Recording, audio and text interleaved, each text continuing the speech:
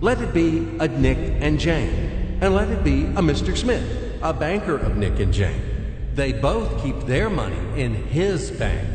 That's why we use the title Mr. Smith with respect. Nick really wants to buy, well, let's say Jane's bicycle, but he has no money.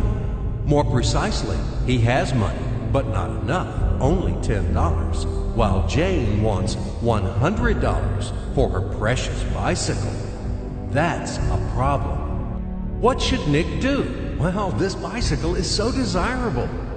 He gives Jane his $10 as a deposit and asks plaintively not to sell the bike to anyone. He says that he will bring the rest of the money soon. At the same time, he runs to his bank, to the respected Mr. Smith, to get a loan for the missing $90.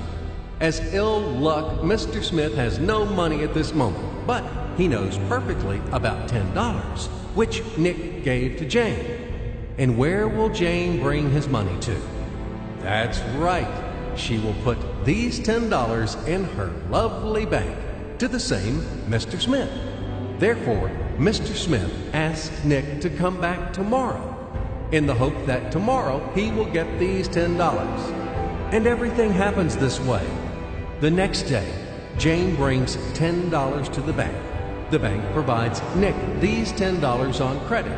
Nick immediately gives them to Jane. She again puts them in a bank. The bank again provides Nick these $10 on credit, etc. As long as Nick the fool will gather enough money for the bicycle. Don't you get confused yet? Be patient, I told you. These demons have been trying to confuse you during 1,000 years. These damn economists and financiers. But anyway, we will figure everything out. So what do we have in the end? Nick finally got the bike from Jane. Wow! But at the same time, Nick owes $90 to the bank, Mr. Smith. And the bank, in its turn, owes $100 to Jane. In other words, those $10, which existed initially, have magically turned into $200, $190 of debts plus real $10. But these $10 would also turn into $1,000, even in a million or a billion, if Nick would make a more expensive purchase. In this case, our $10 would make the increasing number of its cycles, circuits from hands to hands. That's it. So, what happens in today's world? SOS! It appears that banks also make money out of thin air and multiply them. Not only Fed can produce money, but banks either. In short, everybody can do this, except you and me. We are not in the business at this celebration of life. I would like to print or draw some money as well.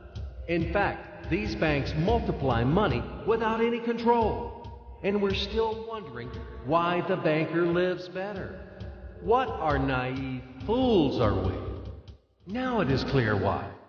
The one who produces the money, of course, lives better. But this is not enough. From this moment, poor Nick will never be able to repay his debts owed to the bank, no matter how hard he would work. Silly Nick doesn't know it yet, that he's in slavery to the bank, in credit bondage forever, because those $90 which he owes to Mr. Smith do not exist in nature at all. Sly Mr. Smith made his money out of nothing. He created them out of thin air, just one click. And $10 turned into $200. Yes, but you can object reasonably.